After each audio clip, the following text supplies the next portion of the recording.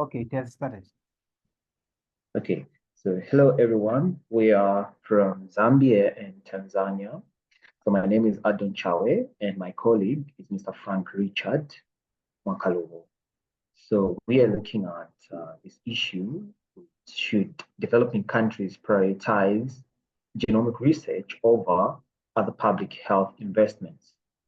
So we are on the negative team, the group 3. Thank you. Okay, and here, this I'm Frank Richard Mwakalowo, as I've been introduced my colleague, and this is our introduction part, whereby the first thing you want to try to see or to view is about the question itself that is posing during this debate motion, actually. We try to see if this can genomic research address the immediate public health challenges faced by the developing countries today. And what is genomic research? Actually, genomic research is simply a study of genes and their function to address the health issues.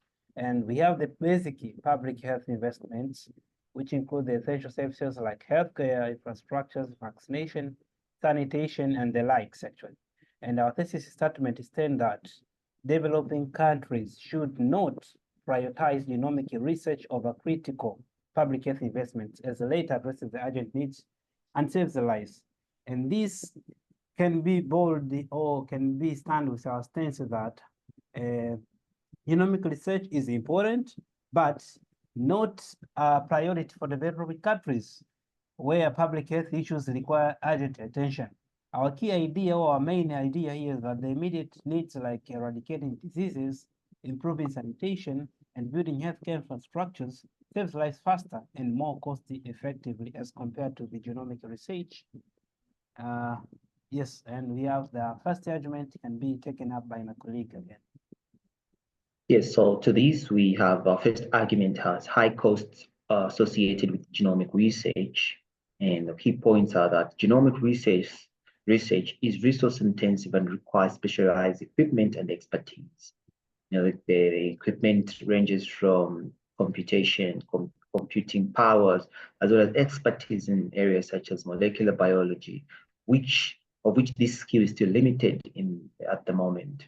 And you note that in most developing countries, there is limited healthcare budgeting, and it is best spent on primary healthcare services, as it has been demonstrated through success in communicable diseases such as polio, addressing issues such as polio. So my colleague will take it on one case as regards to this one. Yes, actually, according to H3 Africa, this research actually, the genomic research poses a new challenge actually in terms of cost, as it requires high computing infrastructures and skills for managing large volumes of data as well as analysis, because it requires very, very advanced items and equipment to perform these tasks and come up with the meaningful results. So that's why we say it's very high cost. And our second argument is that there is need for immediate public health needs. So to that, developing countries are facing pressing challenges in infectious diseases, malnutrition, lack of clean water, as well as maternal health issues. Therefore, it's important to invest in basic healthcare infrastructure such as vaccination programs and sanitation that have more immediate impact on public health than genomic research, which have long-term benefits. Yeah, and the case study here can be taken as polio. Polio is one among the case study that can be taken into consideration when you're trying to view this thing of time, actually. You see, when polio eradication globally was successfully by 2020, according to 2020 WHO report, that 99% has been reduced. And this has been reduced just by simple spreading vaccination campaigns. You see, just the campaigns were able to reduce these infections and the spreading of polio. So you can try to see campaigns or investing in it, genomic research, which take more time, actually. So this has helped so much. And another case studies of malaria control in Tanzania, according to the World Malaria Report, of 2021, investing in distributing treated mosquito nets and the anti-malaria drugs has reduced malaria deaths by 50%. And we have the other argument here. So our third argument is on limited short-term benefits of genomic research.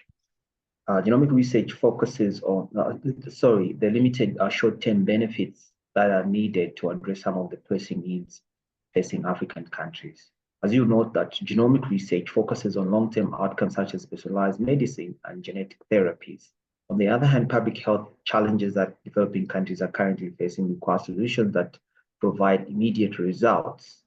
And to that, we have an outbreak in West Africa as a case study. Yeah, and this case study of Ebola outbreak in West Africa, it occurred during 2014 to 2016, actually, Ebola outbreak.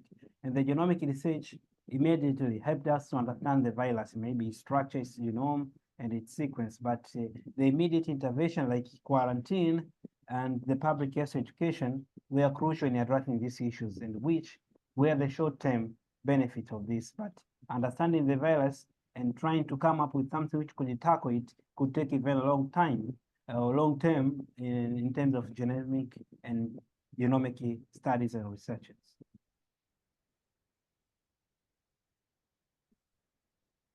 And our main argument, the fourth one, which is on ethical as well as equity concerns. As you know, genomic research might benefit only the elite groups or wealthier nations first, leaving the marginalized population behind. It is important that prioritizing genomic research, it should be noted that prioritizing genomic research may divert funds away from equitable healthcare solutions, further perpetuating the inequity distribution of healthcare solutions that are currently in place at the moment in developing countries, such as in Africa. Yes, and our case study, it lies again to H3 Africa ethical challenges. You know, the H3 Africa challenges face the criticism for issues related to data ownership and inequitable benefits for African countries and reliance on foreign fundings. You know, this challenge shows that how genomic research can perpetuate dependence and inequality. And all these bring ethical dilemmas in the data sharing and the local capacity, because the big fishes are behind this, the one funding. So if we're the one funding, people may question the dependency of the project itself. So that means the developing countries, if cannot afford these things by themselves, they need power from other big countries. So these big countries might have power to intervene with the data and we may have power to intervene with our data because they have largely funded these programs. And all the one who funding you also have some influence and power to the things which are going on with the project. And our rebuttals on the first argument from the positive team that are supporting the need to adopt genomic research, they claim that there is need for disease surveillance and prevention, which benefits from genomic research.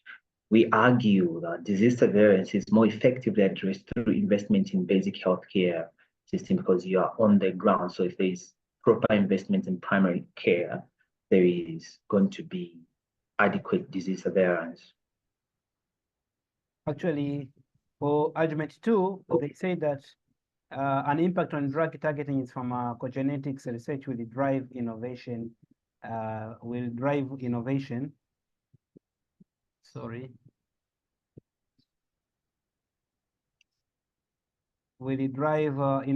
and economic growth, but our review is that developing countries struggle much more with just access to essential medication.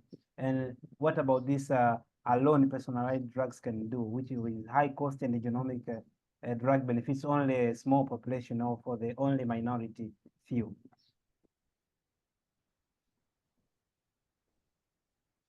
Their third argument rides on agricultural practices benefiting from genomic research.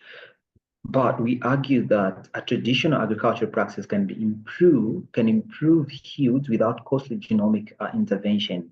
And these are climate friendly most of the time.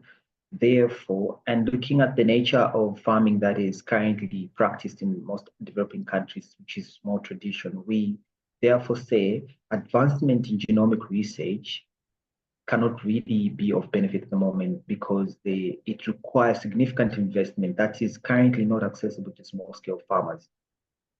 Yeah, in the other argument, they said about global collaboration, that these things will bring up global collaboration, which on the business side, we may say that collaboration often make the developing countries, the developing countries relying on the wealthier nations, and benefits often skewed toward the wealthier countries accessing the local resources and data. So it's much not of beneficial to both parts, but rather it tries to empower more those rich countries as compared to these developing countries.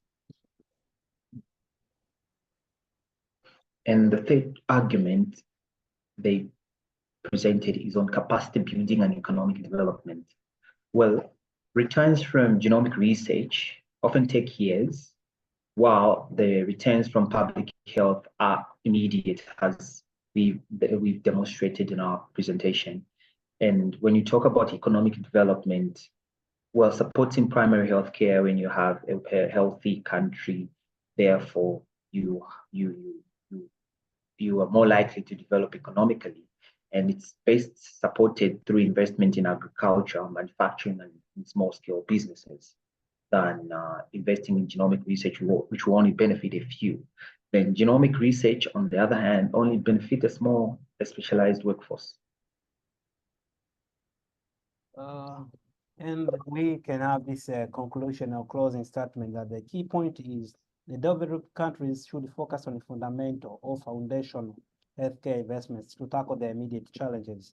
Genomic research can be there just to complement, but not to replace or to go before the basic healthcare investments in the long term.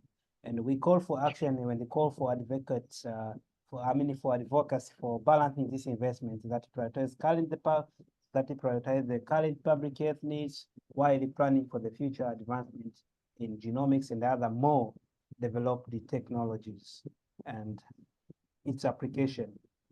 And thank you so much for listening. And this is a list of our references, which we got this information, which we used to prepare these PowerPoints and slides.